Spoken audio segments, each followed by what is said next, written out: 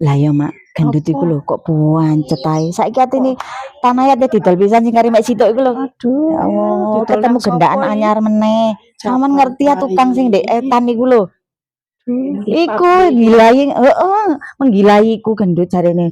Wis bapak, timbangane aku ngopek Sri aku karuan ono lanangan di dekatku, masih aku tak bandani ngono mak, sama niku jarene niku njaluk 1 juta, ben pertemuan 1 juta, 1 juta. Lah kok pelaut Lah menan kok ya didol ku dirupakne opo Wis saken ngene iku gak mencintai kon Ndut, niku mek golek donyamu tok kon nyene goblok tak kenakno. Wis ora ngurus kon, saking kono gak payu kon irise nang aku ngono mak dadakno. Karepmu air dijol nang Umi dituku mbek Umi wis. direni apane Lah dituku iya. piro? 2000 sak meter mbok pirang anu ku gak ngerti aku. Lho lha iku Umi. Rene A1. Ya apa ya apa? Ire ojo Wis ngipal sampean lho enggak. Wis sampean bayar ta gendut. Wis, ya alhamdulillah. 1800 sadine bersih Oh, sampean nyang ya. Surat-surate ku apa jare aku. Oh. Rio ya rek Sri. Iya kan aku wis jauh anu ya mak ya. Kan piro duit kabeh? Piro? Mek 380. Ya Allah, iku duit kabeh to? Duit kabeh ta ku Mi? Kon gak ro duit sakmono iku. Gak tahu Mi, aku 10 juta gak tahu nyekel aku Mi. Iya, wong iki. Lah iki ya duwe akeh Mi, saking ngale aku nyene iki. Iki akeh sangi Masjid. anak.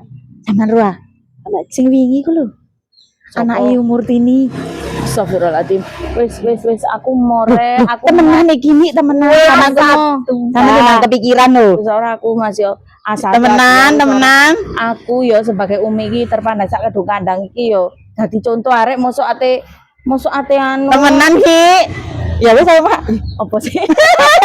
Kan kandhani gak kira ini iso turu Opo sama. iki, opo? Ya anak umur tini. Sing gonjengan bayar lanang. Iya, sama harus ya Allah. Ya bengi-bengi lek mulai lu jam 11. Ketok silite iku lho jaman. Ya opo? Ora kelamben iki ngene tok. Ibu elek kudungan kok ngono berkutu. Anak koyo ngono. Ibuke senengane tutur-tutur, ngilok-ngilokno padahal koyo ngono ora iso nuturi awake ya. Senengan nuturi.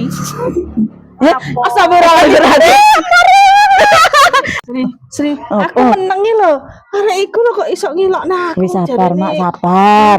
Anjen yo rada padha.